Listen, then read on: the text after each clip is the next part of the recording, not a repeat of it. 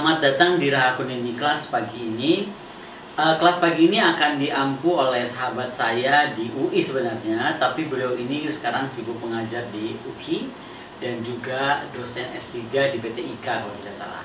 Namanya Dr. Siddhartha Muhtar. Selamat datang Pak Siddhartha Muhtar. Terima kasih, selamat. Gini Pak, beberapa saat yang lalu betul-betul mengangkat isu sebenarnya kekuatan negara dan elemen-elemen kekuatannya, juga elemen-elemen yang bisa merusaknya. Salah satu kekhawatiran kami misalnya adalah isu terorisme. Karena isu terorisme ini kan harus dilihat dari dua sisi ya, sisi pertahanan dan juga sisi keamanan. Beberapa waktu yang lalu kelas kami telah mengundang juga dosen dari Unhan, Pak Dr. Wibawanto. Nah, tapi kan beliau lebih menjelaskan sama seperti saya, kita tuh sangat TNI sekali lah, atau defense sekali gitu loh. Nah, kenapa saya mengundang Pak Sidra? Saya ingin melihat perspektif terorisme dari sisi kepolisian atau sisi keamanan itu seperti apa. Nah, itu nomor satu pertanyaannya. Nomor duanya adalah bagaimana harapan sebenarnya dari polisi sendiri, ya kan, dengan dilibatkannya TNI di dalam terorisme. Di era Pak Tito, saya tidak melihat ada perbedaan. Beliau sangat terbuka, berwawasan, dan merangkul aja, nggak ada masalah. Nah, tapi saya nggak tahu nih dengan perkembangan Pak Tito telah bergeser, lalu ke depannya seperti apa, kira-kira bagaimana menurut Pak Sidra? Terima kasih Ibu Dr. Koni Rahakunini Bakri yang saya kira ini ahli pertahanan terkemuka di Indonesia saat ini. Saya ingin mencoba menjelaskan dalam perspektif bagaimana kebijakan dan kontraterorisme itu menjadi bagian penting dari tugas kepolisian. Nah, kebetulan saya pernah berdiskusi langsung dengan Ibu Megawati Soekarno Putri ketika menulis disertasi soal kebijakan di terorisme.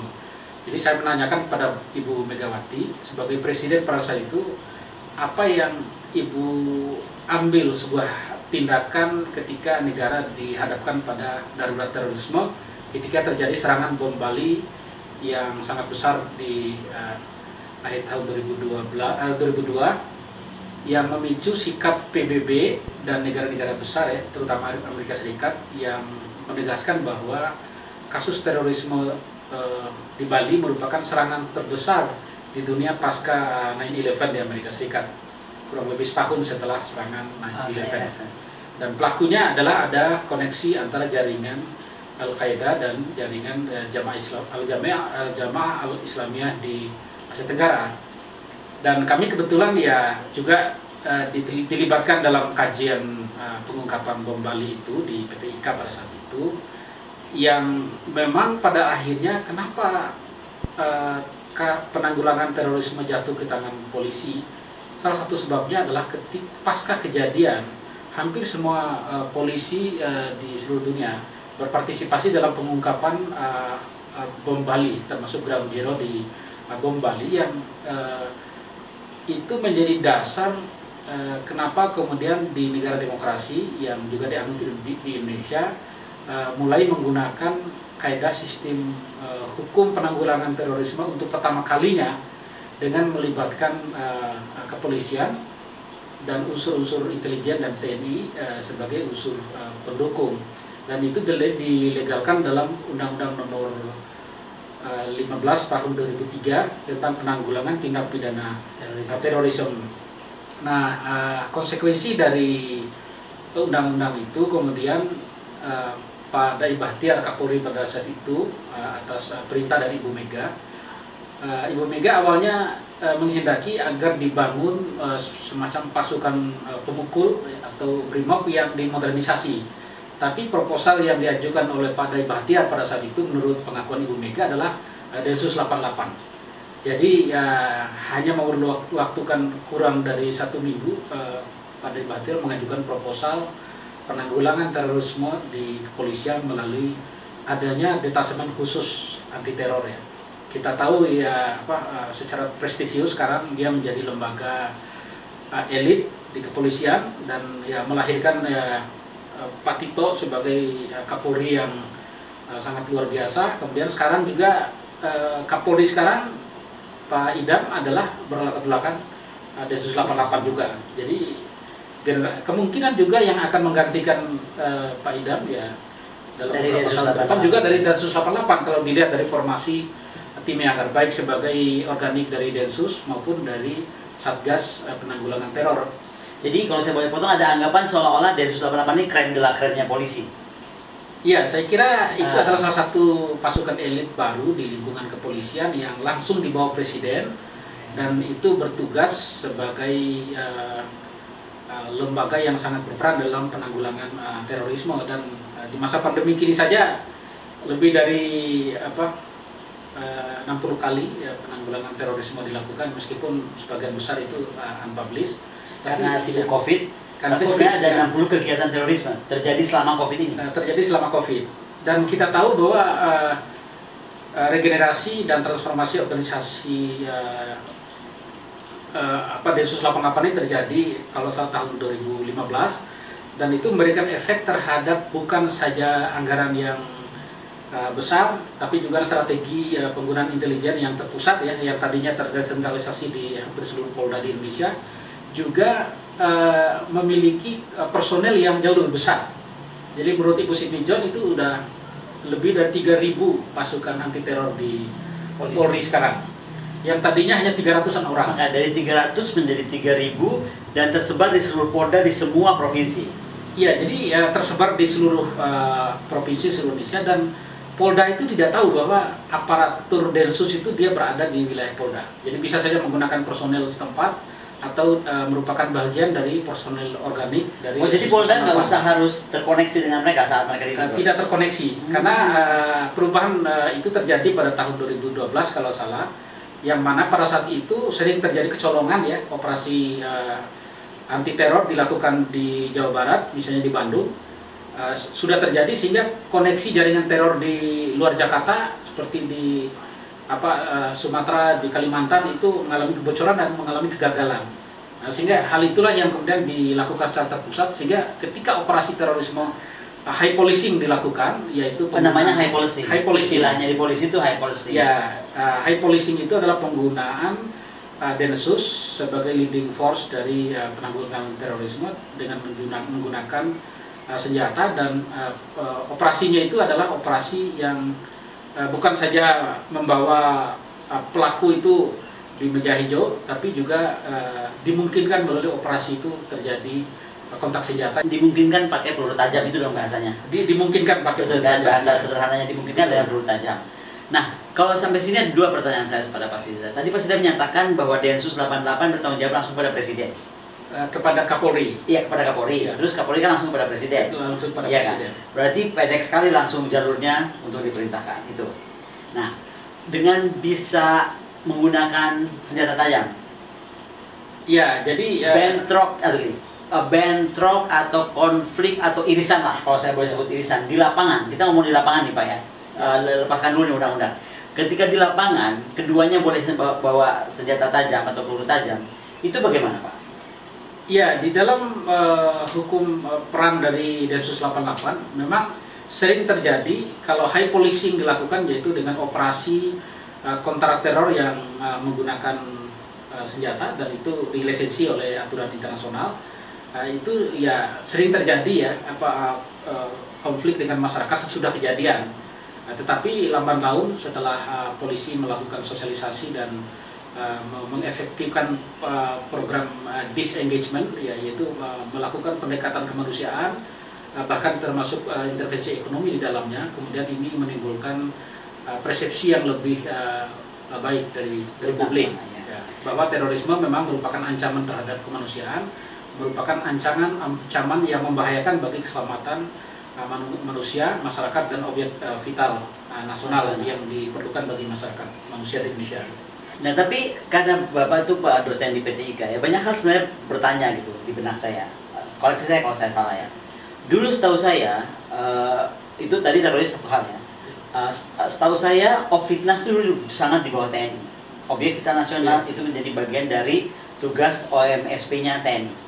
Kalau kita melihat tugas operasi militer selain perang. Pertanyaan saya, keterlibatan sekarang tadi di teroris satu hal, kemudian keterlibatan polisi di Ofitnas itu dilihatnya dari segi mana Pak? Pertama dari sisi aturan Undang-Undang Nomor 2 Tahun 2002 tentang Kepolisian Negara Republik Indonesia, itu kan memang memberikan mandat yang besar terhadap polisi dalam rangka manajemen dan tata kelola keamanan dalam negeri. Jadi seluruh aspek keamanan dalam negeri itu menjadi fungsi kepolisian. Yang kedua itu adalah fungsi dalam rangka penegakan hukum. Nah, Ofetnas itu adalah masuk dalam ruang lingkup wilayah hukum dari Polres atau Polda setempat, sehingga ini masuk dalam kategori peran kepolisian. Sehingga mungkin sekitar 10 tahun yang lalu polisi kemudian mengeluarkan peraturan Kapolri tentang Ofitnas. Jadi Polri dalam rangka peran menjaga Ofitnas. Nah, saya kira disitulah kemudian memang terjadi gray area ya antara TNI dengan polisi. Tapi di sisi yang lain di masa Pak Tito itu ditingkatkan kemitraan dan solidaritas di antara TNI Polri, sehingga ketegangan atau konflik yang terjadi yang berbasis pada penjagaan Ofitnas itu relatif bisa berkurang. Khususnya memang antara lain pada saat itu ketika Pak Tito memperkenalkan democratic policing ya dalam bukunya, dan itu diterapkan dalam kerangka penguatan fungsi penegakan hukum dan pencegahan. Pencegahan dalam konteks polisi adalah preventif dan preemptif, yang dalam konteks itu kemudian polisi tidak bekerja sendiri, tapi secara kolaboratif bekerja sama dengan TNI, bahkan dengan Pemda dan masyarakat setempat. Meskipun ya sifat kepolisian di Indonesia adalah kepolisian yang sentralistik, tapi karena 500 lebih dari Pemda, kota, kabupaten, dan provinsi itu adalah wilayah yang otonom, sehingga polisi menggunakan law policing. Jadi law policing itu artinya polisi meningkatkan kemitraan dan solidaritas dalam menjaga keamanan dalam negeri dengan tidak hanya mengandalkan dirinya sendiri. Ya, kita tahu polisi sekarang jumlahnya itu 470-an personel Polri seluruh Indonesia, dan mungkin akan ada peningkatan lagi ya di era sekarang. Dan pada masa SBY itu direkrut sekitar 2.000 atau 3.000 poluan yang melaksanakan fungsi penegakan hukum yang berbasis kepolisian ya, terutama kekerasan terhadap anak, kekerasan terhadap ibu, dan juga peran poluan ini menjadi penting karena dia memunculkan visi trust building yang memang menjadi visi besar Polri, yaitu membangun kepercayaan masyarakat, dan juga mau menekankan fungsi-fungsi lain. Jadi fungsi-fungsi lain polisi itu justru yang menjadi kritik masyarakat karena cukup besar. Ada Satgas Pangan, ada Satgas terorisme pasti ya, kemudian Satgas politik, Pak Gatot Edi misalnya pernah menjadi ketua Satgas Nusantara. Kemudian ada ketua Satgas Nusantara, itu Satgas yang memberikan prakondisi pra dan pasca penyelenggaraan pemilu agar pemilu itu kondusif berdasarkan prinsip hukum yang ada, juga berdasarkan prinsip partisipasi dan prinsip penyelenggaraan pemilu tahun 2019 itu yang aman, damai, dan jurdil. Nah, sehingga polisi kemudian membentuk Satgas, namanya salah satunya adalah Satgas Nusantara. Nah, kalau kita tarik mundur Pak ya, zaman Pak Harto 98 ke belakang, pada saat pemilu dilaksanakan, itu yang turun kan nggak ada Satgas polisi. Itu nggak ada karena dulu berlaku teritorial. Betul. Jadi kan di bawah komando teritorial diawasi. Kemudian dilaksanakan Opkandagri, operasi keamanan dalam negeri. Nah, sekarang operasi keamanan dalam negeri itu dalam bentuk yang lain dilakukan oleh polisi melalui kegiatan deteksi dini dan kemitraan polisi dengan masyarakat. Jadi pada lini terdepan polisi itu first liner officer maupun sebagai staff yang berhubungan langsung dengan masyarakat itu jumlahnya ribuan ya, yang ada di polsek, yang ada sampai pada tingkat desa dan dusun, dan itu mereka melaksanakan fungsi community based policing, polmas. Nah, dan disitulah kemudian terjadi proses interaksi antara TNI di tingkat yang bawah dengan polisi, yang saya kira di situ mereka bisa bermitra. Ya, tapi kalau kembali ke situ, ini kan berarti jadi siskam rata ya. Kalau sishanratanya dihilangkan atau dilemahkan karena dianggap waktu itu kalau pasti diperhatikan era 98 dan sampai sekarang masih banyak yang percaya seolah-olah kalau ada Kodam di daerah, Koramil, Kodim dan sebangsanya sampai ke Babinsa, itu dianggap TNI itu memasuki wilayah ranah sipil. Ya. Betul nggak? Itu kan banyak sekali orang beranggapan demikian. Pertanyaan saya sederhana, kenapa ketika Pak Dai Bahtiar mendorong lahirnya Polda di semua provinsi, lalu Polres sekarang sudah jumlahnya berapa, Pak? Saya kira lebih dari 400-an. Nah, sudah lebih 400 Polres. Ya. Tidak pernah ada orang yang beranggapan telah terjadi dulu kan istilahnya TNI masuk ranah sipil lah, bahasa kan demikian bahasa kasarnya. Kok sekarang dengan adanya Polri sebesar ini penetrate sampai ke bawah dan tadi sampai mengurus dari mulai pangan dan lain-lain, tidak ada anggapan bahwa telah polisi memasuki ranah sipil. Nah, kalau pertanyaan itu saya dijawab dengan pasti tidak, karena polisi itu sipil, kan begitu tuh. Iya. Kalau memang itu jawaban pasti tidak, pertanyaan saya balik. Kalau boleh sipil, kenapa kita mempunyai Densus 88 dan memiliki hak untuk menggunakan senjata tajam? Brimob, ya termasuk Brimob. Ya, itu pertanyaan saya. Saya kira ini memang sejarah dalam konteks perang kemerdekaan. Jadi Brimob itu salah satu bagian dari pasukan Khusus. Ya khusus yang juga terlibat dalam dari awal-awal perang gerilya dan perang kemerdekaan.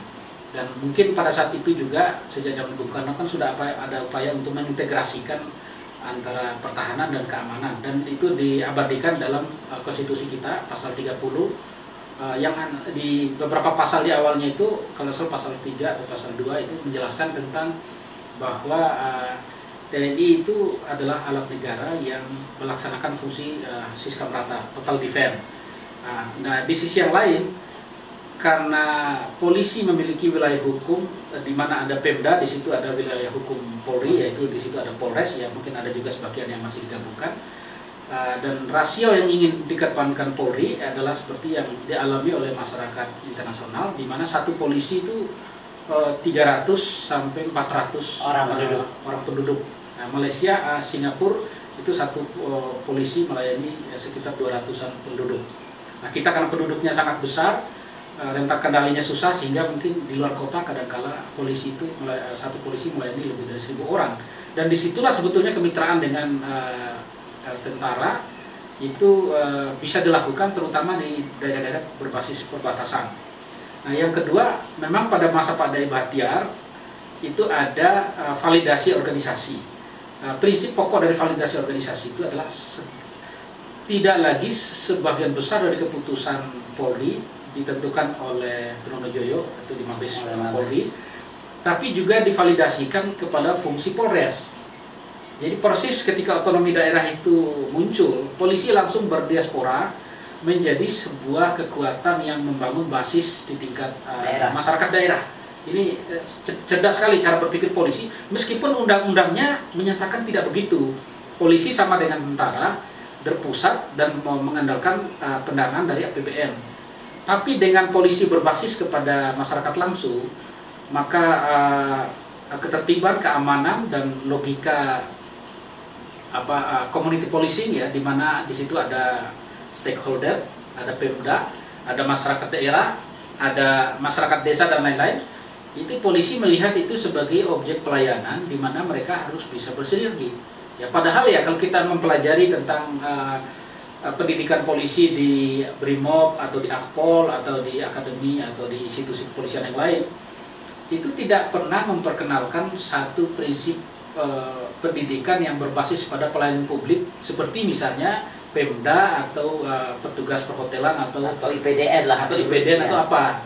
Nah, jadi artinya bahwa ketika polisi sekarang itu mengedepankan fungsi-fungsi yang non polisi secara langsung, ya, polisi kan secara langsung dia berfungsi sebagai law enforcement, yang artinya itu kan masuk kategori hard power, menggunakan aturan hukum untuk melihat objek hukum yaitu masyarakat, menindak berdasarkan prinsip hukum yang ada, pasal-pasal yang ada.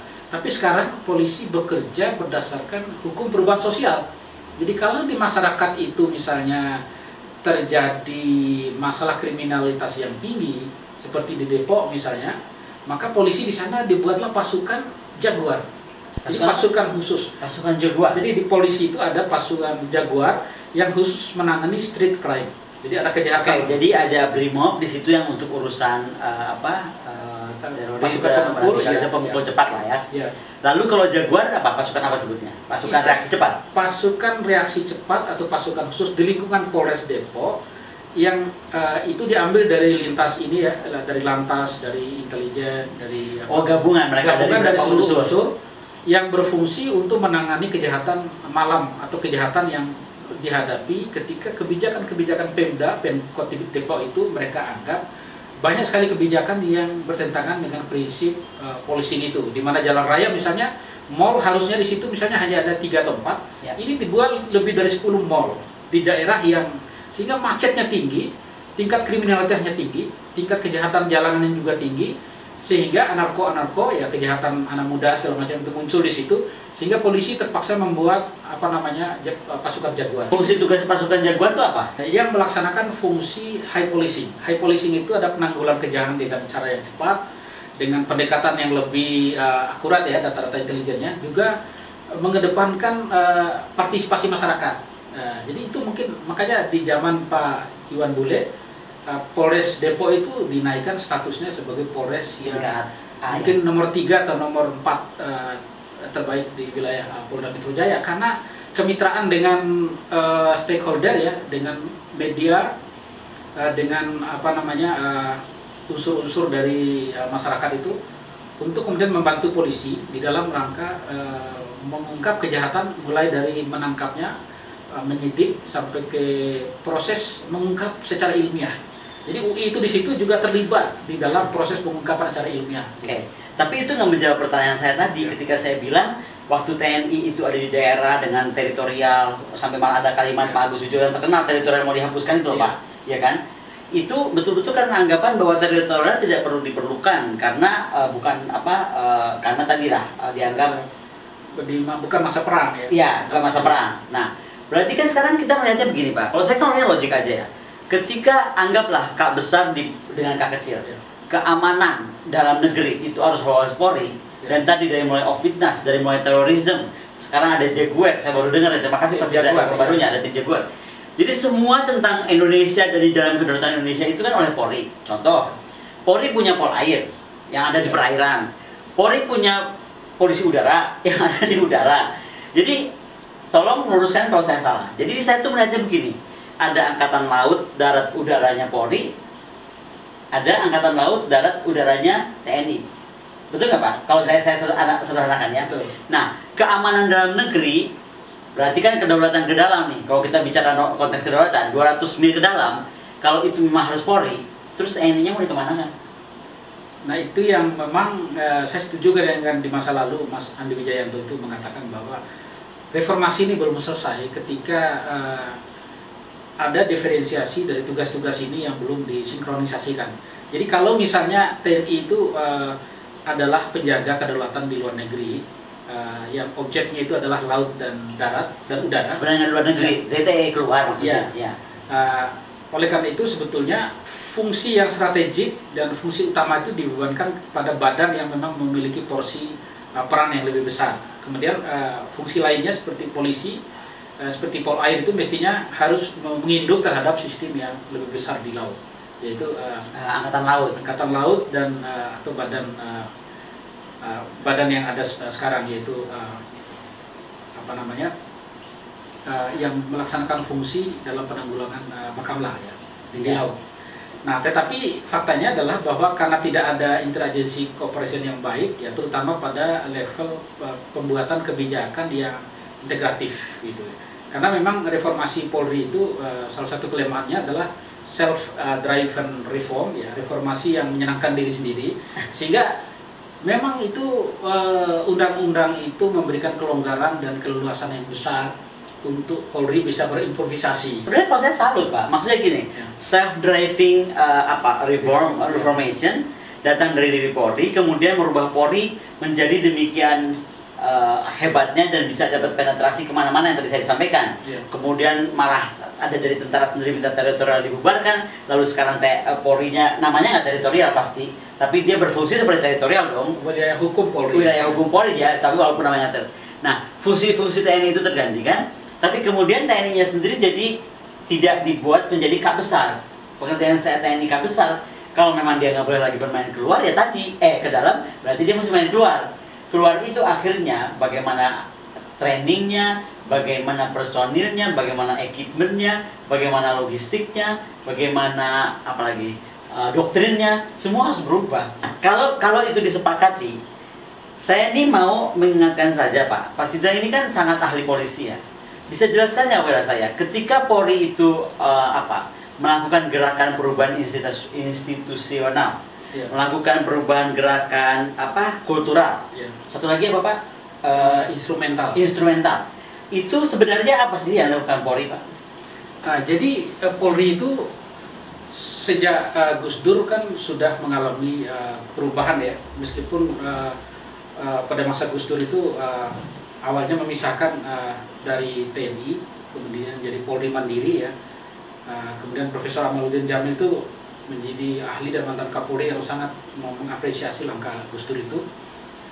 Kemudian polisi secara institusional melakukan berbagai perubahan ya, reformasi yang ujungnya itu adalah pada lahirnya Undang-Undang Nomor 2 Tahun 2012 ya, karena tadi saya driving reform tadi, bahkan ada lembaga yang tadinya itu ingin menjadi semacam pengganti Kementerian Pertahanan kalau di TNI, yaitu Komisi Kepolisian Nasional. Dulu awalnya namanya KKN, Komisi Kepolisian Nasional, tapi karena dirumuskan oleh Polri sendiri ya, akhirnya itu seperti fungsinya sebagai strategic partner dari Polri dalam membuat kebijakan dengan Presiden dan kementerian lain.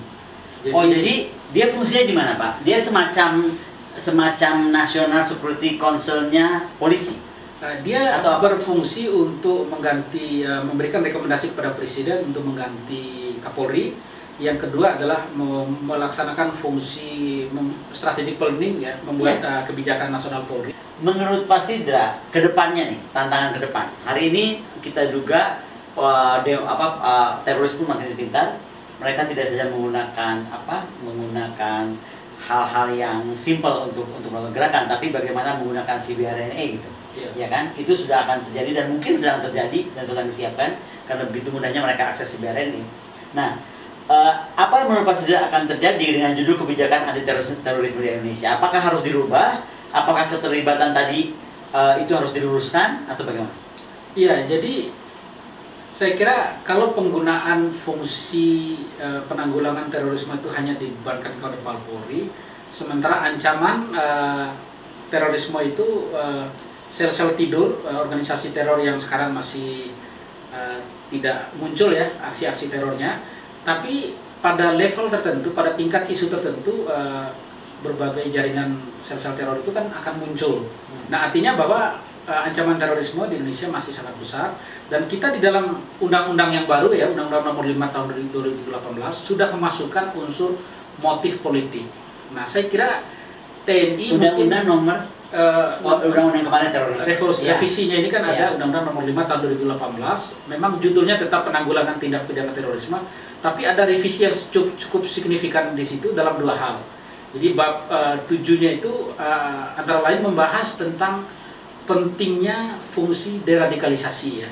Ya, kita tahu ya 20 tahun terakhir ini penanggulangan terorisme yang berbasis deradikalisasi ini kurang berhasil juga. Sini, deradikalisasi nanti dibawa Polri juga. Karena kan dia lebih dari namanya saja sudah deradikalisasi. Jadi Polri itu memiliki bidang di Densus itu antara lain kontra radikalisasi. Jadi itu memang menjadi bagian dari Polri, tetapi ini menjadi penjuru kebijakan dan fungsi dari BNPT.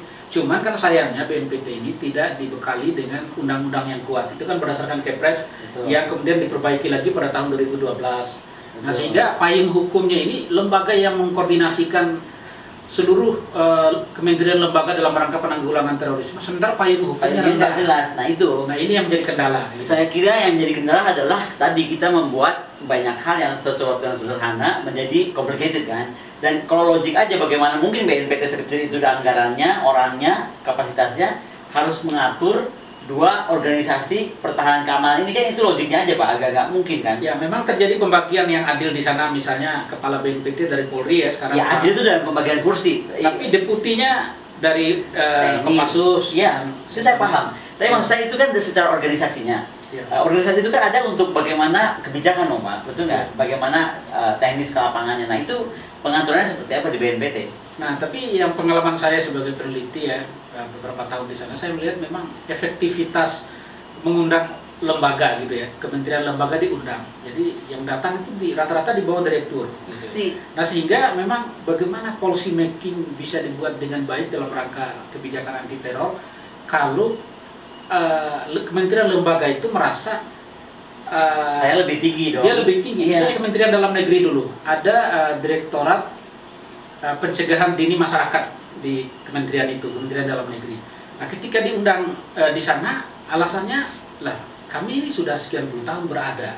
Sebelum BNPT ada, fungsi pencegahan dini ini sudah lebih dulu ada di Kementerian Dalam. Polri juga begitu. Iya. Polri merasa Babin Kamtipmas itu sudah lahir 50 tahun sudah melekat pada Polri kan? Sudah melekat dan sudah mereka laksanakan. Menjadi DNA-nya Polri kan? Iya. Oke, ini waktunya sudah hampir habis, Pak. Tapi ini saya mau tanya terakhir, dan ini mungkin Pak Mungkas, tolong dijawab juga dengan tegas. Kementerian Pertahanan itu membawahi Panglima TNI, Kepala Staf, dan lain-lain.